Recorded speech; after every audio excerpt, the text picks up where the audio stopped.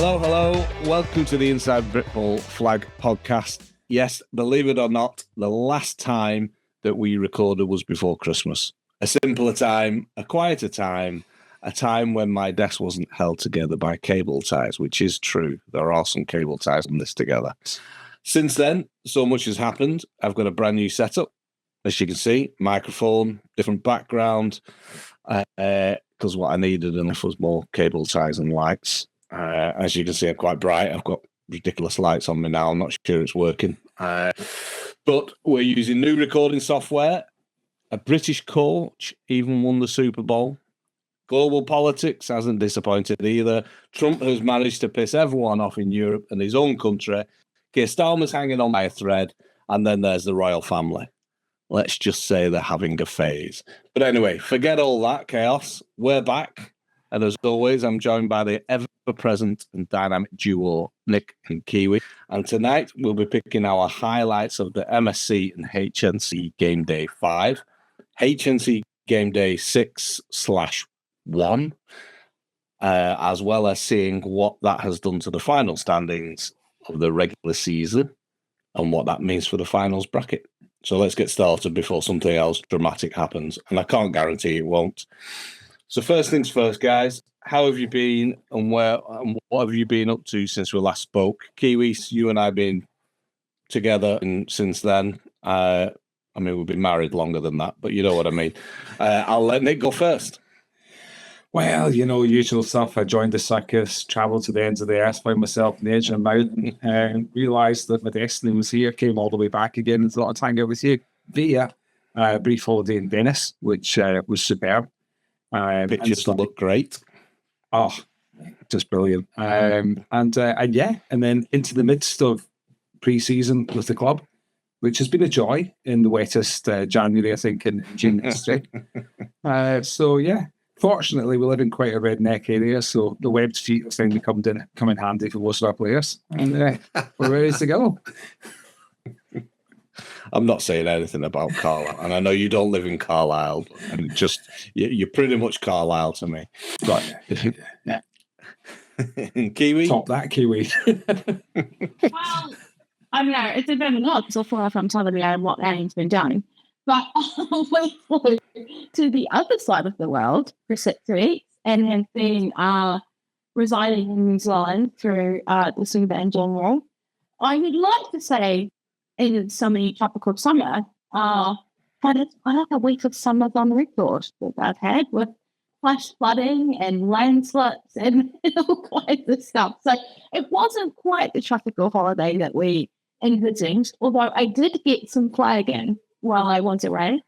And I managed to find myself in some summer mixed tournament games, which was interesting. Special thanks to the Canterbury American Football Association and their play coordinator, Paul, who helped me out with the team. We were a bit short of players, however, and they let me play a few games with them. I even managed to convince my brother to come and play. Funny story, if we have time. We do. Go on. So as you know, I play offense for the Huskies. I've always played offense, even in my contact days. I played line. But when on the other side of the rock, I'm a little different. So I was playing some defense, and so I was my brother.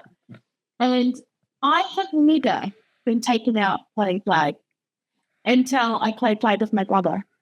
And we both went to make a tackle and literally collided with each other and both ended up flat on our backs windward. I'm sure Arran thought he was going to have to coordinate with both of us. Yeah, I'll give you some more context. So I was stood on the sideline because I was being roped into officiating. So I was stood on the sideline.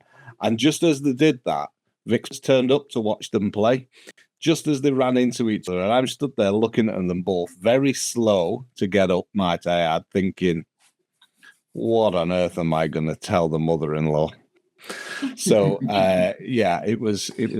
I would say Vic came off better off than her brother, shout out him, but he was definitely moving a little gingerly after that. But it was only you two could do that. Honestly, you couldn't write it. He did make the tackle, however. At least one of us made the tackle, even though we took each other off. So Yeah. Always. There was commitment, that's for sure. If she hadn't been focused on taking him out, then you might have been able to get the tackle. I think there was maybe something more to it. But it's Maybe been it was rivalry. something I know. Yeah. Nick, you remember the pre-season friendly a couple of seasons ago that you had with the Wirral Vikings down on the Wirral? And remember that incident that happened? That's what it was like without the loss of teeth. Oh, dear. That's exactly how it happened. Okay. Oh, okay. Okay. And it's the funniest thing is Riley, my brother, literally said, "You know what? It was only a couple of plays ago that I looked at you and thought, she's got a gum shield in. I wonder why she put in the gum shield." It's like, and then Ryan was like, "I know, I understand." Yeah. Why is she holding a taser? And what Vic's not telling you is she asked me before the day, "I can't find my gum shield. Do I need it?" So my remark when they both got up and were walking off the field was, "And now you wear a gum shield." And I made the strictest promise to my sister-in-law that Ryan would come back unharmed. It was a non-contact sport. So I think we both were lucky to walk away from it because I think we both would have been in trouble. Anyway, it was fun. It was a little bit wet. I did get knocked around a bit, but I thoroughly enjoyed it. So, special thanks to the guys for letting us come down and play. It was amazing. In other news, and we've got to touch upon it, today we saw, so today being the 27th of February, time of recording. I say at the time of recording because you never know, we go on that far. We could even reach into the 28th here, but we should be fine tonight, hopefully. So lives on a Friday night. No, absolutely not. That's how rock and roll we are. But BAFA announcement today in terms of teaming up with the Union Jack Classic. And they will be, for the first time since 1992, I believe, the first title partner for the BAFA leagues. So that'll start kicking off in March with the NFFL BAFA flag and contact season and football competitions, and they will be titled BAFA National Leagues, powered by the Union Jack Classic. Some of the info on the press release is that the core of the partnership will be Game Day Workforce Fund, which will subsidise American football coaching courses and support officials training in 2026. I have actually looked at the numbers, and there are some pretty good subsidies there, which will hopefully show that one, Union Jack Classic are supporting the domestic game, but actually have a real impact as well. The fund aims to widen access to flag and contact American football coaching and officiating in the UK by supporting recruitment, development, and retention. BAFA members, including Bucks participants, will receive access to exclusive ticket pricing for the Union Jack Classic, the UK's first ever American college football game, featuring the University of Kansas and Arizona State University in September 2026. For me, I think this is great news. I'm going to be slightly tongue-in-cheek because we've got to address the elephant in the room, and we won't go on a rant, and I'm going to make this sly comment is that I hope it improves the way we do scheduling and the timing, etc., because I think it'd be remiss for me to point out that it hasn't been the best, and that's putting it politely this year. So onwards and upwards, hopefully, I think the partnership is great. I think it's fantastic that the Union Jack Classic want to support the domestic game, and it can only be good to come from that. So I think we'll keep it on the positive side, despite me trying my best to not. So apologies. But I just hope that obviously it works and that it is promising. Certainly is anyway to me. Okay, so WFFL quickly before we go too deep. Before we get too deep into the scheduling. So you can fight this for about 15 seconds and then I'm going to blow up. Yeah. So WFFL, where there's no scheduling problems, we are we're out at the end of the regular season, but obviously we haven't caught up since Christmas or before Christmas.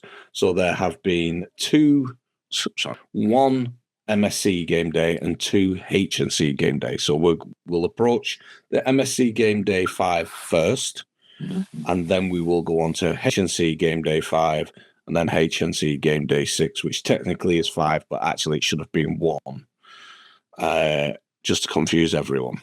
Are we doing some rules? Are there spoiler alerts? Are there no spoiler alerts as you go through it? I mean, and do we get to do Scooby-Doo as we go back in time? Like, just a couple of things. So what I want us to do is I want us to just highlight any important games. Now, I can give a bit of a narrative on each one in terms of, because we're at the point of the season now, let's be honest, where there's only particular games that have connotations. Some games mean nothing, not to the teams playing and not to the players playing.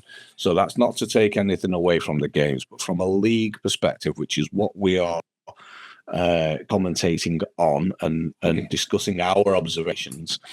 There's particular games that are of importance on each of them. So I will bring up the MSC game day. Bear with us as well with the new software, but I think I've got the hang of it. So going into this game day, Coventry Cougars, Flaming Panthers had already claimed their finals place, albeit with a 2 seed not yet firmed up. So 4th spot had not yet been claimed either, and was between Leicester Huntsmen and London Amazons, with a tantalising double header on this game day. I can feel everybody now probably looking ahead on the scores, or for those that are watching it on YouTube anyway. So it had a lot of important games for just finalising that league up. So I don't know who wants to go first. I will pick. And then I'll give you some of my stats as well, Nick, because I've done my usual and run the numbers, which doesn't always give a true reflection, but yeah. So, Nick, I'll go to you first. Are there any particular games here that caught your eye, bearing in mind that obviously there are still some things to be tied up? I'm going to go for the cherry right in the top of the cake. Okay, so you got the Amazons against Huts. You've got the head-to-head. It's a double act. It decides. Okay.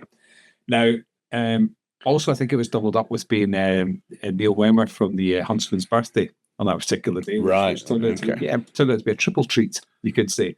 Arguably, the best Huntsman performance of the season so far. That was I think they played probably the best game of football by all accounts. And they certainly had to, because let's face facts, London Amazon are an excellent team, so you can't take anything away from that whatsoever. No. Fantastic games, both of them. The 14-7, I think it was heavily based on the Huntsmen having a very dominant first half. This is from word and report that I've received. And then holding on in a real battle of the second half to make sure that they could seal that game out. So hats off to them. You know, they've done it, they've achieved it. I'm absolutely sure Neil had an absolutely superb birthday that day. And then going into the second game, you know, you've got the nerves, you know, you've done it once. Can you do it again after a long afternoon? And being able to step up. And that 6 points to 0, that looks like a real tough game. Anything was on the cards. And if you've got a score like that, when it's a 1-score game the whole way through, you know, anything can happen. So that's pretty nail-biting stuff, but exciting and fair play to them. You know, I like to see that, don't you? When you get to that kind of two teams playing each other, fighting, vying for that final spot. It's all on the day. And Amazon's credit to them, brilliant team, but it looks like they got outfoxed by the Huntsmen. Oh, like it, outfoxed. Yeah, Vic Kiwi would say. I'll say Kiwi. I keep calling you Vic, even though your public persona's Kiwi. Sorry, it's dad joke. That's what I'd get ribbed for if I said that. So fair play to you, Kiwi.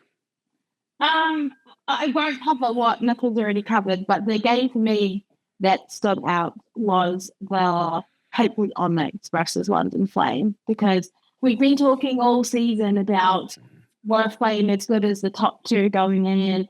Could they, you know, and look, they lost 20-18, but that's a close score, right? That's 2 points. That's extra points margin, so if you're looking more.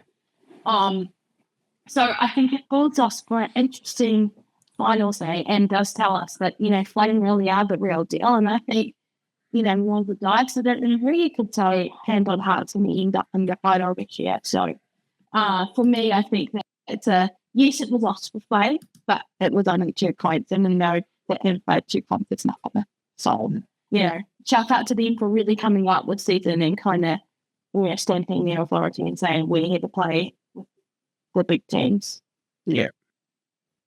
Absolutely. And Flame lost 2 out of 3 games, in that tournament, if you look at them, but still maintain the number 2 seed purely down to that solid performance.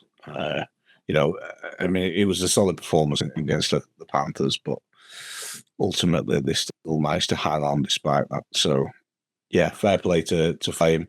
I was one of the people that raised that question. I think if we look back at previous podcasts, I was the one that says, I'll Flame the real deal. And they've proven me wrong. I think they've proven that they are the real deal. And that's exactly what we like. That's what I like. It's our job to observe and commentate on that. And ultimately, for me to be proven wrong is not a bad thing at all, because it shows that the teams are going at it as hard as they can. So it's good. Anything else from the WF? Oh, sorry. Actually, I'll do my stats if you want. Let's go for it. Go on. So here we go. So on the day, Cougars scored 202 points and conceded 0. Wow. So that is on average 50.5 points per game. Wow. Or a Cruella de Vil jacket per 2 games. Under 1 Dalmatians. Okay, fine. Yeah. Just tough crowds. It's been a long time since Christmas. No. Yeah, that's it. Yeah. But that is stunning. I mean, let's just stop and put that in perspective for a second. That is really quite a phenomenal achievement. Not to yield anything, but to have that amount of offense. That's a lot of offense, right? So that's a lot of potential breakages, potential picks, potential things that can also happen. You're hurling the ball a lot to get to that kind of score. Things can go wrong, even at the top flight level of the NFL. A quarterback will have a stunning game, and there'll be a pass in there that goes the other way. That is really, really solid. That's hats off. Absolutely hats off. That's and as well, just to add to that as well, it was against. Also, they 2 of their games was against top 4 teams. Wow. Credit. So it's not like they were playing the bottom team. So I think it's safe to say on this game day they really switched on. One was a dramatic one over one of the second bottom team, if not bottom game. Yeah. No scores helped them along the way. Yeah, and look, nobody wants to see a score like that. That's for sure. But 33-0 against London Flame, 34-0 against Leicester Huntsmen. Yeah. And if you say 50.5 per game average offense, then Blaze, they put 56 on in Blaze. So that's ahead of that curve. Yeah. That's good going. Good going. Absolutely. Yeah, absolutely. So that is my stat for that. I'm going to also point out, because we should celebrate every win where possible, Iceni Spears scored their first points of the season, and I don't mean that in a patronising way. It means that I'm happy that they've not gone a season without scoring any points, because I think that would have been a really tough pill to swallow. So I'm really, really pleased that they've managed to score, their first points. So I can guarantee you, and like you say, there's not a single one of those 202 points the Cougars put up that would have felt half as good as those points that were put on by that team. That moment, that's a season. This is what we did this for. So credit to them. And we've been there. We've been in teams that have had that kind of a tough time. We've seen the rough times and the good times, so good on them. Yeah, absolutely. Cool. Are we ready to move on? Yep. That was a lot of excitement. HNC. Hey, well, hold on to your hats because it's going to get a whole lot more exciting. So, HNC, game day 5, everything's still to play for. Okay, so only EKP Black had qualified for the finals ahead of this, but they hadn't secured the number 1 seed at this stage. Giants and Manchester, if you look at the results, had a solid day. I've got a bit of a rundown, which I'll go through and then I'll open it up. Hopefully, I haven't said it all, but essentially, Giants and Manchester had a solid day, firming up their places in the finals. Snowcats kept themselves in contention for the 4th spot by beating the Cheshire Huskies. Vic, that'll be particular so for yourself. With said Huskies coming away with only 1 win out of 3, but still remaining in contention for that 4th spot. And then EKP, who occupied that 4th spot, had a tough day facing Titans and Sheffield Giants, which are 2 big games, if you get a pun there. It's my turn to do a pun. Titans and Giants.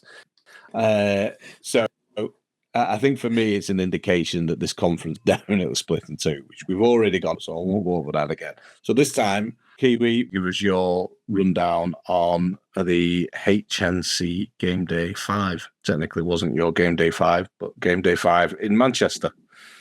Yeah, I really want to mention the Snowcats Husky results. I mentioned they got over that and go on to the outstanding results that happened on the other field while I was refereeing a game on the second field, which was EKP Black and Manchester Titans 8. 1 point. The closest EKP Black had been pushed all season. And they came out on top just with a 40-39 win over the Manchester Titans. Now, as I said, I didn't personally get to watch a lot of that game because I was actually refereeing on the other field at the time. But personally, I could hear it, and I could hear the tension, and I could hear the shouting, and that was on both sidelines. So, although Manchester came out with a loss, I think they would be happy with that result in the season because, as I mentioned, it is the closest that anybody has pushed EKP Black. If I'm honest, it's probably the closest anyone pushed them in the north for at least the last 2 seasons, right? Last season, they were entirely dominant as well. But as we've touched on before, that really didn't set them up so well in the finals. At least this time they've been put under some pressure. They've been pushed. They came out with the win. That'll be interesting to see if that sets them up a bit better for finals this year. So, yes, that is my standout result. I think the other thing I just liked is that Edinburgh Rogues got their fun, which I also think is amazing, in a closely fought game with the Manchester Bees, where the Rogues came out 7-6 victors. So, shout out to the Rogues for getting their first win. Good stuff. Nick, your thoughts? Well, I'm going to think about this potential 3-way fight for the 4th place team. So no, I'm not going to go there too quickly with that. I'm going to savor with these Snowcats against the Huskies just to watch Kiwi squirm for as much as possible. But I think there's an interesting thing in there because the Reds didn't do themselves too many favours. I mean, okay, yeah, they're playing the Titans, and that's a really tough game. Giants, really tough game, no doubt about it. But they helped to kind of create that accordion effect, and there is a beautiful accordion effect here where you see the Snowcats, and I'm now going to mention it, beating the Huskies, and then everything getting contracted in that run for that 4th place, which I think coming out of this set us up with a whole bunch of really complex mathematical probabilities for how teams could get there, involving 2 shooters on a grassy knoll somewhere in Dallas. I mean, literally everything was in the mix after that. So I think for me, what I would have enjoyed most in that game is just watching that squeeze, that pressure, saying suddenly we're going to come into this last game day and it's going to be right down to the wire for these 3 teams that are going to battle out. So that's particularly interesting. Now, the Snowcats, you've got to give them some credit. That's a long way to travel for a game of football. And we talk about it this time and time again, teams from Aberdeen, which just going to throw out here when we talk about HNC, little pet hate here. there are no teams whatsoever in the Highlands at all in any of these, because Aberdeen is not technically in the Highlands, but no, what the heck. If you live south of Manchester, it's all just the north, really. So yes, the game there for me, it's got to be that one, because it's a real close hunt, and it's almost like you get into these final stretches of these things, and you get into the last couple of game days, and the last times that you play these kind of head-to-heads that you know are really going to pan out, and it's just about who's going to blink, and 26 suggests to me, I wasn't there, obviously, but it suggests to me that it's a game that could have swung at some point. There was probably a key moment in the game that took it away from you. In fact, do you know what? I'm going to do a mini interview within the podcast, if that's all right. Because, no, but it is. It's one of those, it's not like a blowout by any means, and you scored on them, and we both know the capabilities of each team. What was it in that moment? Because I wasn't there. What was it in that moment you think was the swinging moment that took it away from you? We went into the half at 6-all. So it was even going after the first half. So it was definitely super tight in the first half. And then I think they got, if I recall, a lucky run play that, got through in the backfield, and then, you can't get lots of downfield. But then even right up until, I would say, a couple of minutes to go, it was still only one score in it, and it wasn't quite, the Huskies weren't moving the ball. But then it was just a point. And then it set up, that camped on the, it was probably about the 8. And you're asking your defense to keep 4 tries out from the 8, right? Which is practically impossible. And so I actually think it was really a much closer game than that score actually reflects. But again, if I look at it objectively and take a step away from the fact that I'm a Husky and look at it as a pundit, what Huskies did in that game is gave the control away, right? If we won that game, we would have been going into the final game going, all we had to do was repeat the win over the Snowcats and qualify. By losing that goal, and a bunch of, a few other tough losses across the season, it set up that kind of conglomeration of what is going to happen on the final game day. But actually, as Huskies, we didn't have a lot of... seem to have lost Nick. he didn't like my button, did he? No. I didn't. I was there. I could hear him. Yeah, kicked him off. It's all right. I thought you were that appalled with what I had to say. That was Husky censorship. That was Cheshire censorship. It was like censored. Chairman Mao said no. Okay, carry on. We didn't have. So what it meant is actually, when you look at the final fixtures that will go over into the final game day, the reality was we were only going to come away with 1 win out of 2 best case scenario. And that wasn't in our own hands. We were relying on another team to lose. Whereas if we'd won this fixture, it was entirely in our own hands to then go and win another game and qualify. So I think it's fringes, it's fringes. And seasons, it's not just games. They come down to moments. I really think that, okay, you'll have teams like the Cougars and all that, just like blow people out and just get on with things. And, Black, we were saying up until this tight game against them. But whole seasons for the majority of teams hinged in just a moment or two. You probably take a look at the season and analyse it. There's like 12 moments in that whole season that were the difference between finals day or sitting there in Wetherspoons. And I think the funny thing is, and I'll mention this to someone, is actually if you stack all the teams up, the Huskies had the head-to-head over Bees, they had the head-to-head over Red, and we'll come on to the final game day. But those losses that we had just tipped over the win column, meaning that we didn't qualify. Spoiler alert, published. No, don't think about it, because when life gives you lemons, you make limoncello. Yeah. I think that when you look at our position in the game day 4, I think, although we didn't ultimately qualify, which we will cover shortly, we ended up with the head-to-head even over the team that qualified ahead of us effectively. So, Anyway, that's enough about the Cheshire Huskies. Stop revealing. We're building a story here through the podcast. So that was my pick, was just to watch Kiwi uncomfortably explaining that. And by all means, when we get into the NFFL season, feel free to turn the one right back around. You know, it's like that was okay. And also just to point out, Nick, your lemons reference is quite cryptic. Not everyone will know what that is. I'm not going to say it on here, but feel free to DM the Inside Britball page, and I will more than happily explain what the lemons reference is. No idea what you're talking about. I would literally just be. I like to say this. I like lemons. I like limoncello. You know, sometimes you can be sour, but you know, at the end of the day, it depends how sweet it ends. So, yeah, exactly. Let's move on. Right, indeed. Also, what I'm going to say about this game day is thank you. Moving on swiftly. Thank you to the Manchester Titans for streaming that game day as well, because unfortunately I wasn't able to attend.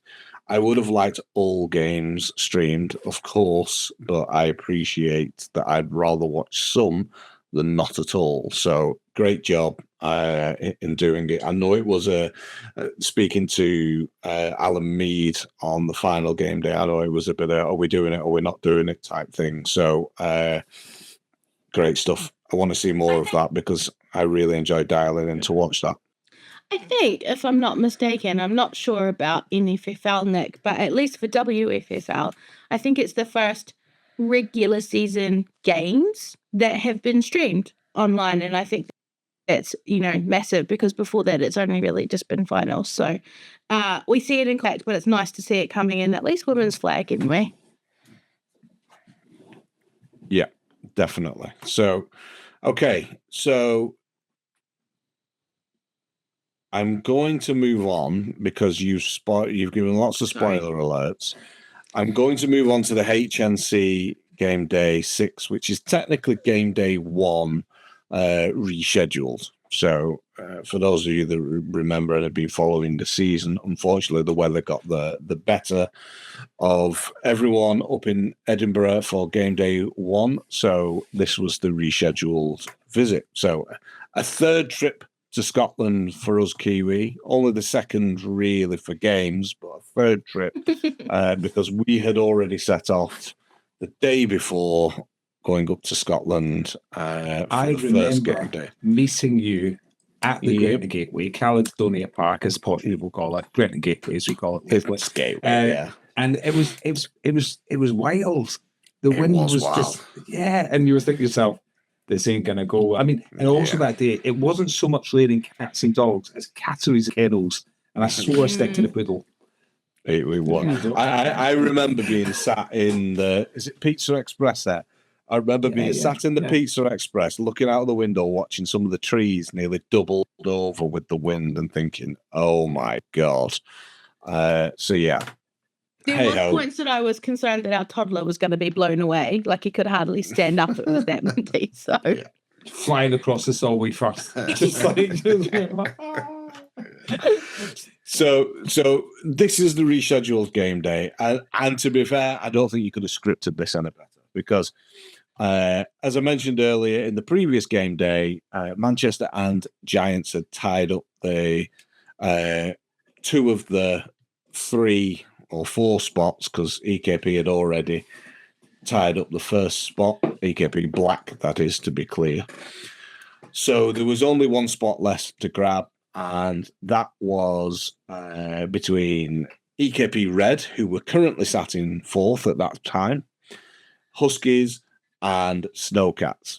And there were several variations here for this, but essentially, in a nutshell, EKP Red, it was quite straightforward.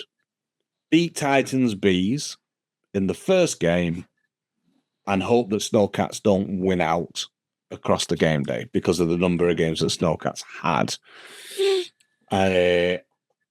As I think Snowcats had the head-to-head on EKP Red.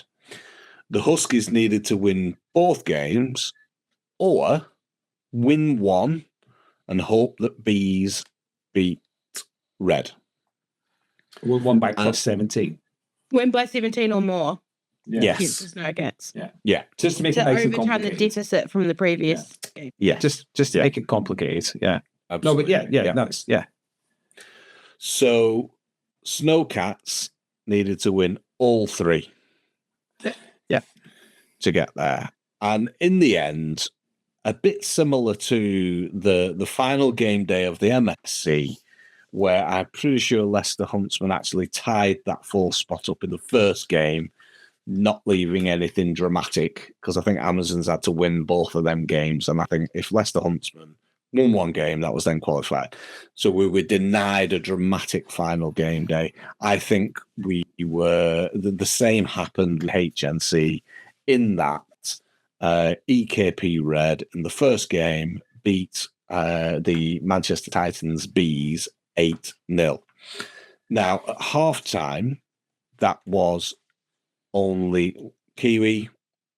Go on. I was going to say, you say tied it up in the first game and etc. It didn't rain like it wasn't confirmed though from a confusion reigned supreme on the day. Some thought that, some didn't. Then there was debate based on the game that happened later that we will cover.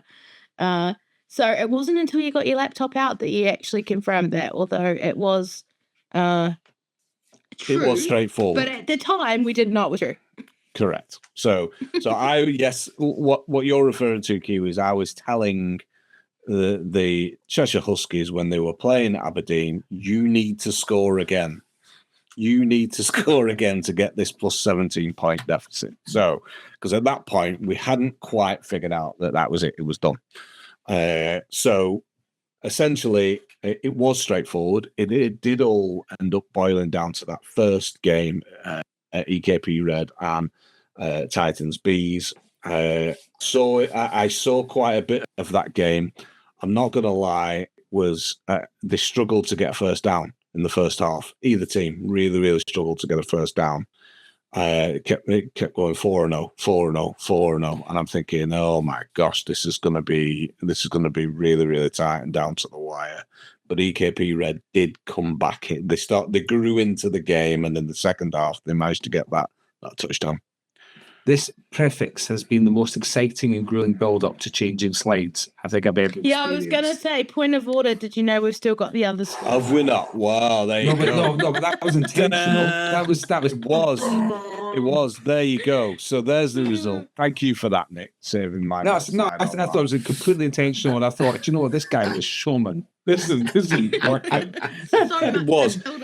It was all that. And I am going to highlight as well, we will get onto that, into the game. A Charles Heston voice next time, like give it that real gravitas, put an echo effect on, and then bring it in. Like, I'm going to need to work on that. It takes a lot of effort to try and get rid of this northern, monotonous, monotone accent. But I am going to highlight before I actually come to you both as well.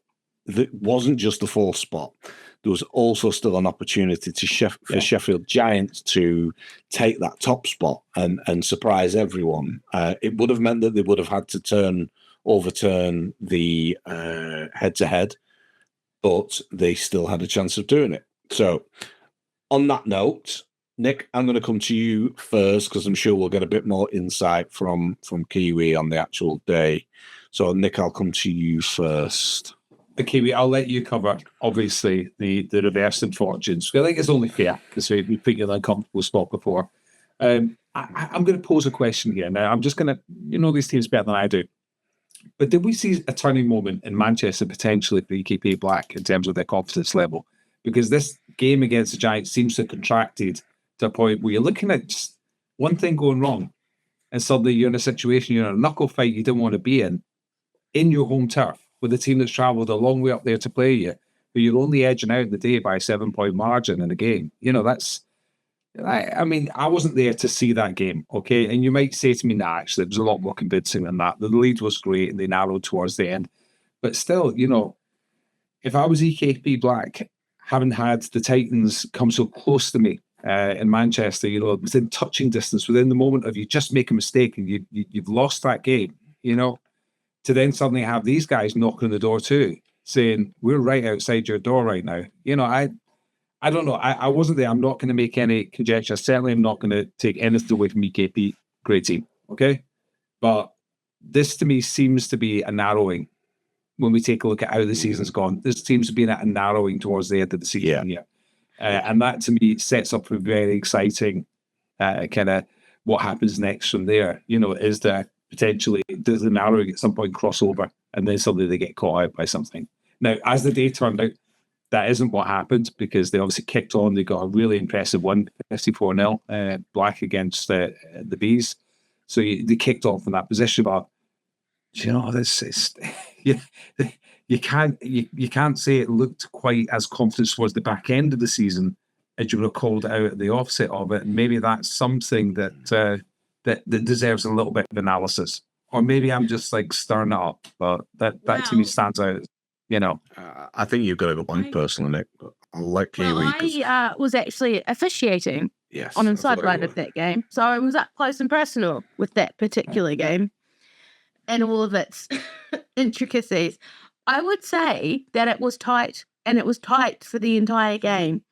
And I think the score is I'm not going to say a fair reflection, but I think it could have gone either way. And I think Sheffield made maybe a few mistakes in the last few minutes of the game that ultimately probably cost them. Timeouts, issues like that kind of thing, where they probably, could have maybe had one more shot at the end zone, I think, if they'd got that right. And actually, in all honesty, I actually officiated both of those games. So when Sheffield played EKP Black in Manchester, I also was on the sideline for that game. So I've seen it, and I do think that Sheffield had the opportunity to beat them if it wasn't for a few key mistakes cost them towards the end. But that fixture was extremely close right up to the wire, with Sheffield still having the ball when they ran out of time, basically. So definitely a much closer game.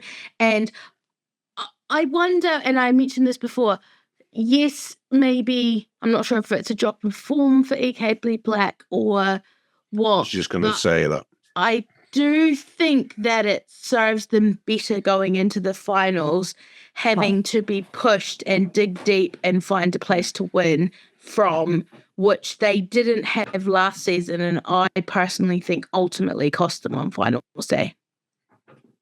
That's what I think. Yeah, no, but and that's Go on. I was going to ask that question. Is do we think ultimately it's a slip in form from EKP Black, or do we think Sheffield Giants and Manchester have upped their game? For me, I think it's a tough call, because I have definitely seen improvement on the game days that I've seen from both Giants and Manchester Titans. I think they have improved. Do I think they've improved to catch up enough of the gulf? Probably not. So I think it's a combination of the two. And I think we'll only really tell if this is the EKP old when we get to the finals in Ravenscraig, is my opinion. Okay, well, let's watch this space. Let's watch this. And at the end of the day, I wasn't there. All I'm going off here is results. But it does look like a slight accordion effect, and I agree. A tightening in that group, which is interesting. However, conversely, I believe that certain Huskies went north and returned the favour, taking it to Scotland, where the Scottish team had taken it to England, and said, we'll give you a game of football and we'll show you how to beat you by more than 17 points. Maybe Kiwi, that's the segue. I'm going to make a bold shout out to a particular player on the Huskies team, Lucy, who we picked up from Chester University, who I think scored 2 pick sixes in that game and also scored a deciding touchdown in the last inside 2 minutes on offense. She also got a safety against the Manchester Titans. And she has played 2 game days for us and has had a full suite of defensive points. Wow. So, look, and it's a team effort and all of that. And obviously we made some adjustments on defense, put Lucy in a position where she could make those picks. Offense did score a touchdown in the first half, but, the deciding impact factor on that game was I think Lucy growing in confidence and ultimately picking up those points. So I am going to shout her out. She was an amazing impact on the day. Things got a little chaotic because we were inside 2 minutes. We'd already won, thinking we were out. We're just ultimately running the ball to waste the clock down. We give the ball back to Aberdeen, and suddenly Arran on the sidelines like, I don't know what's happening, but you need to win by more than 17 points. You might still win. So we went back on the field after trying to eke out the game the previous set of drive, and threw it onto Lucy down the field on the albeit final play of the games to turn over that margin. So it was definitely a bit of an odd one, but yeah, nice to finally say that the Huskies beat the Snowcats, because across 2 seasons we hadn't done that. They beat us twice last season, and they'd already beaten us once this season. So, yes, we didn't qualify, but it was a huge achievement, I think, for us to finally kind of get that monkey off our back of a team that arguably we've been there or thereabouts on across both seasons, but not managed to pull out the win. So it looks like it went to the Woofers in a cat and dog fight. Okay, fine. Yeah, I like that one. I like that one, but I'm not sure it'll fly with the viewers or listeners. But I like that one. Again, I appreciate a good dad joke, Nick. So well, you know what? Yeah. It'll have somebody howling. Exactly.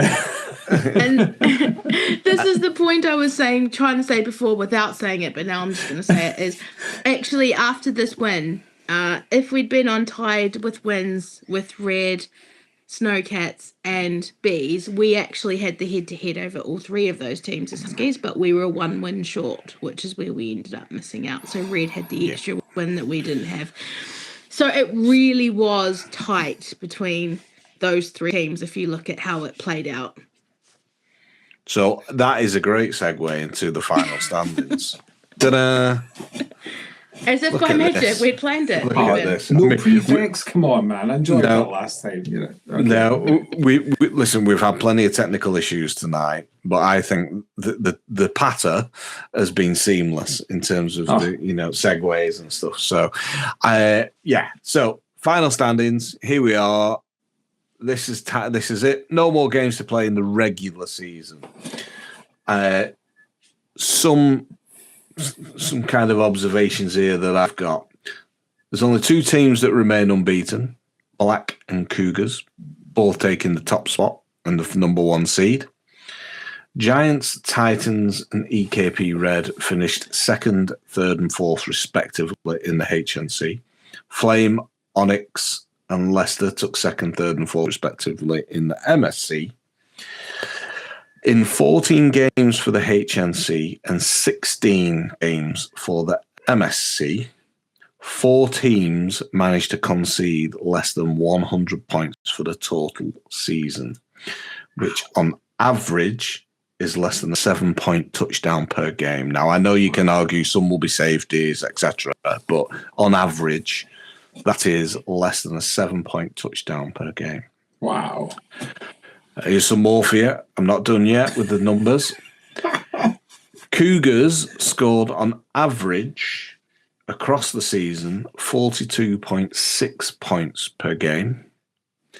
And Black scored, EKP Black that is, scored an average of 45 points per game across the season.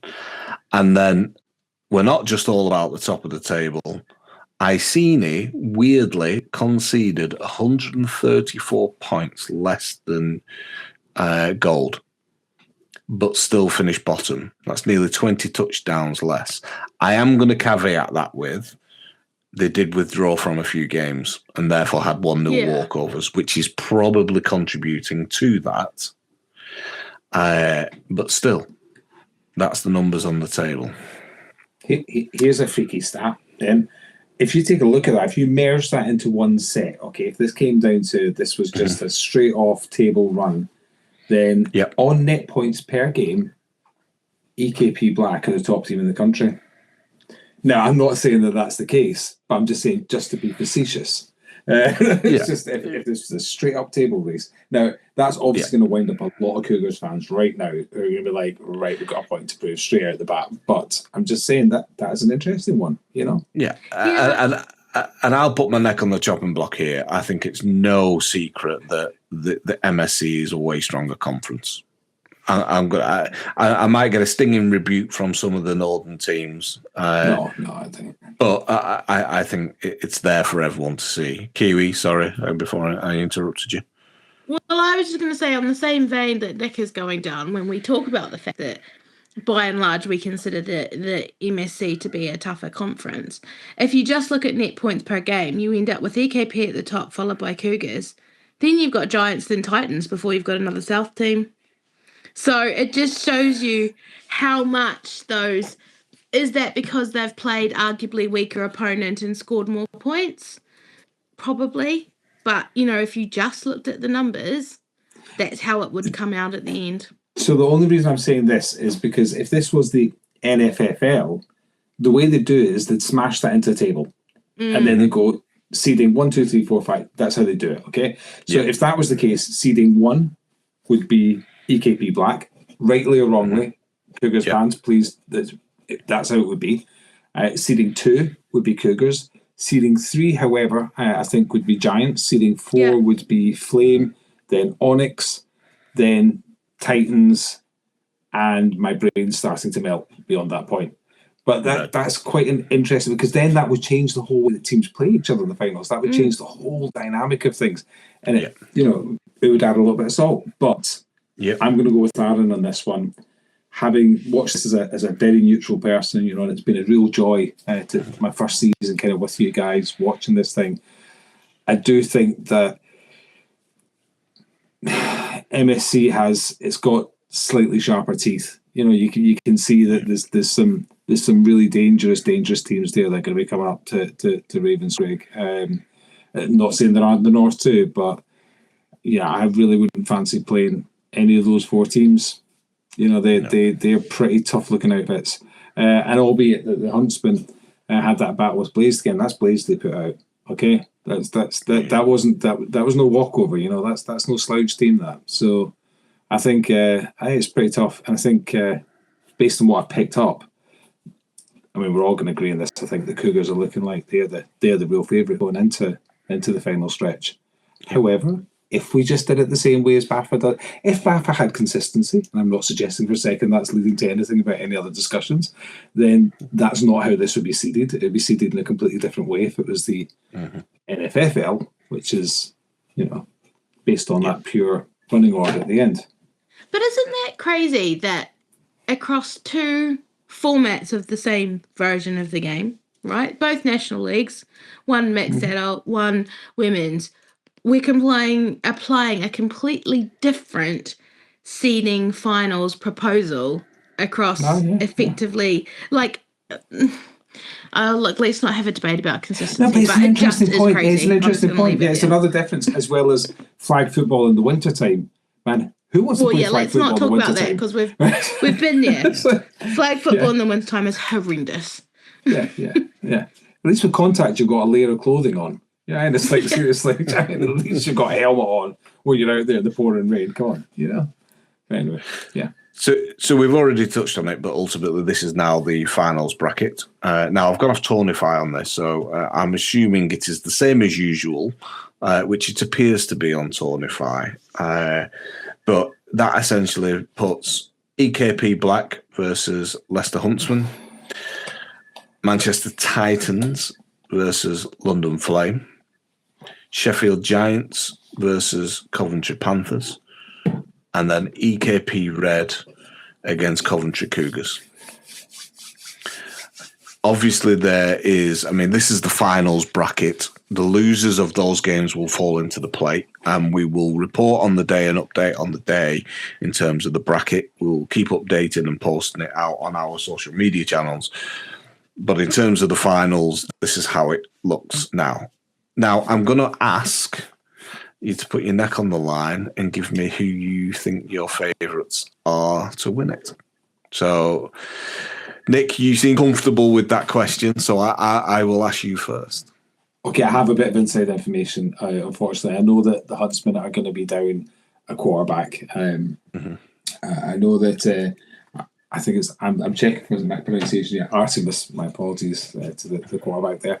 Is going to be in South Africa playing cricket, so that changes things dramatically. So on that confident position and based on standing by my colours, my previous comment, AK Black beat Leicester Huntsmen, Flame beat Titans, Cougars beat Red, and Panthers beat Giants. I see 3 teams from the MSC progressing. I see 1 team from the north of England and Scotland going through.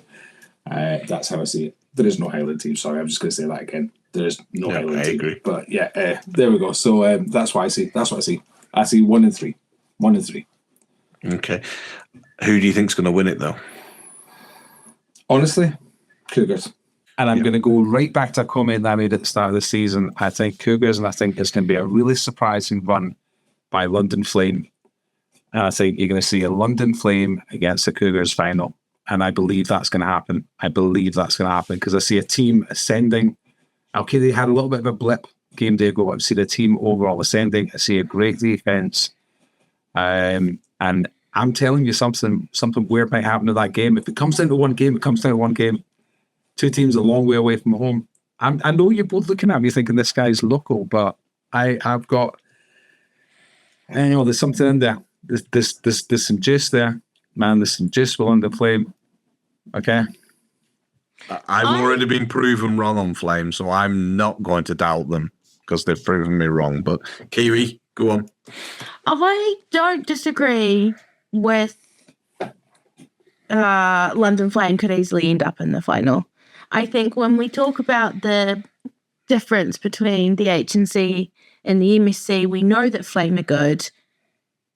EKP Black, have a history of not doing as well in finals as they maybe should have, especially last season. However, I think that they have been pushed a little bit this season and that may do them well. But I tend to agree with Nick that I think Flame and Cougars will end up in the final. But I'm not counting out Sheffield Giants against the Panthers because I do not think that Panthers are the organisation or team that they were last year. I think they've taken this bold step to put 2 teams in, right? And I think that they've lost a few players, but they've also split their talent, right? And that affects their depth of squad. And whether that will come back to play in this game day, I'm not sure. I think they're still an amazing force. They're still exceptional.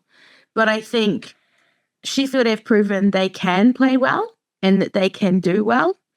And for me, the game that I'm looking forward to watching out of these first 4 is that Giants-Panthers game because I want to see whether Panthers have come into form towards the end of the season and got better after some challenging results earlier in the season. So for me, that's where I'm at.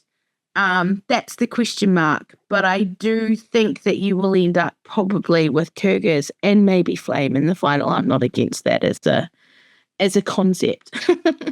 As a concept, yeah. And if it comes to finals, man, beware the Ides of March. I'm telling you, anything can happen and will happen. Yeah. Finals, you see crazy stuff in finals. Cougars, you'd say, should do it comfortably. They're gonna keep that up. But I don't know, Aaron. Bro, I tell you, come to the finals, you got some face in that London Flame team. Beware the Ides of March. I would not be surprised to be surprised. You know what you have, and my view is, I think we're all aligned here. Is the top line or the headline? I think we're all aligned and believe that it's going to be Cougars Flame in the final. You never know, absolutely, you never know. But I just can't. The quarters though. Who do you see the quarters on? Take me through your score. Okay, so I think Cougars get through easily. I think Panthers and Giants will be a good game. Make no mistake about it. The games that I've watched with Giants, they are switched on this season. They are absolutely switched on. But I do think Panthers will do it. I'm not entirely sure if they have lost players or not. So I don't think, and I'm going to counter your argument, Kiwi, in terms of having a B team. It's not done Flame any harm. So I'll counter it with that. But I do see Panthers going through. I see a Cougars Panthers semi-final. I see a EKP Black Flame semi-final. But I'm going to caveat that with watch out here for a surprise Titans win, I think. Watch out, potentially. I don't think that's going to be an easy game at all for either of them. But I do think that Flame have just got what it takes to get through. So EKP Black Flame semi-final, and I think it will end up being a Flame Cougars final. I can't see it going. Yeah. Let's just also point out that the way this is stacked up means we cannot see a repeat of the final from the last 2 years. So the last 2 years' final has been a Coventry Panthers, Coventry Cougars final, and we cannot see a repeat of that this year because they're both on the same side of the draw. So either way, we're getting a different final to the one that we've been seeing. Once more, a difference from the NFFL, where it's based on seeding all the way through. So you'd have your lowest seed, because you're doing that straight table structure. So that as teams get knocked out, your top seed plays then the lowest seed, and you don't get that clear path. You don't get this visual that says this is a route to a finals. It's an interesting difference. Yeah, and I would say the reason why we haven't previously is because it's always been Cougars Panthers 1 and 2. Flame have upset. Let's be clear here. Flame have upset the apple cart here because Panthers would have been playing Titans, and then would have been on the side of EKP Black in terms of that side of the bracket. So actually, I don't think that the seeding has done that. I think Flame have done that, and Flame have given themselves, by finishing second, a really, really good shot of getting to that final. And I think, again, kudos to them. That's on them, and they've had a great season. So I think it's going to be interesting.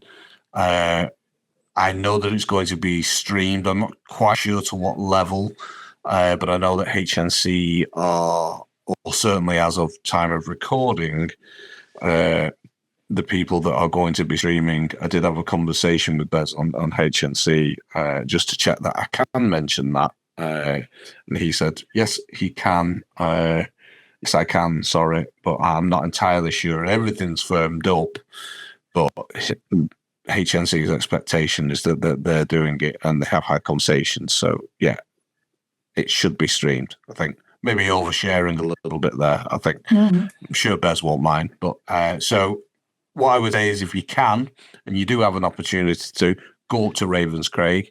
It is on the 14th of March. It's a great facility. I wish we had more facilities like that down here because we wouldn't be having these conversations about game day 6 actually being game day 1 and rescheduled, even though that technically was in Scotland. But, last year, the Huskies home game day was an absolute shocker in terms of a storm and roofs blowing, parts of roofs blowing all over, being a serious danger. Having more facilities like Ravenscraig would be amazing. It has an Achilles heel. It has an Achilles heel. Okay. It does. No.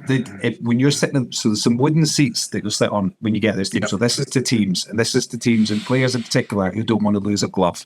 You're going to thank me for this later. So you have some wooden seats at the side that you sit on. And then there's some girders. I have to say that in Scottish to get out. Some girders that run diagonally into the back of those wooden ones. Yes. Right at the top of the top shelf, behind those girders, is a hole. And that hole falls down underneath those wooden things. You lose a glove down there, like a Christmas present. And you are not getting that back. Okay, that has got, I sent like the skinniest guy in our team, Lewis Carroll, please forgive me for calling him skinny. But I had him shuffling through there like a little rat trying to get underneath behind those to get my glove out. I was like, dude, I will give you, my wife got me them as a present. I will give you £50 if you get that one glove out and save me from getting beaten when I get home. And not even Lewis could get down there. And this guy climbs up turbines for a living. So, it's like, do not sit at the top shelf. Is the glove still there, Nick? The glove is still there. I will loan you my toddler to see if I can get him in.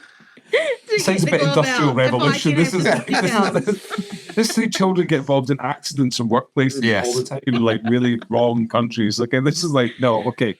But yeah, I'm telling you, on those seats, Arran, like, do not put down your favourite pair of gloves by those girders. Just check out behind it, because there's a hole that falls into oblivion, right? And Satan is down there saying, give me your gloves. They've had the window fixed now, so in theory you don't need the gloves because it's a little bit warmer inside these days. But it's still a bit chilly. I'm doing a Michael Jackson every week at training with one-handed glove on at the moment. I'll look Skywalker if you want to be more politically correct. But either way, I am -1 glove, okay? Well, it's a good job you're not too bothered about it, because, it doesn't show if you are. So, on that note, we will wrap it up.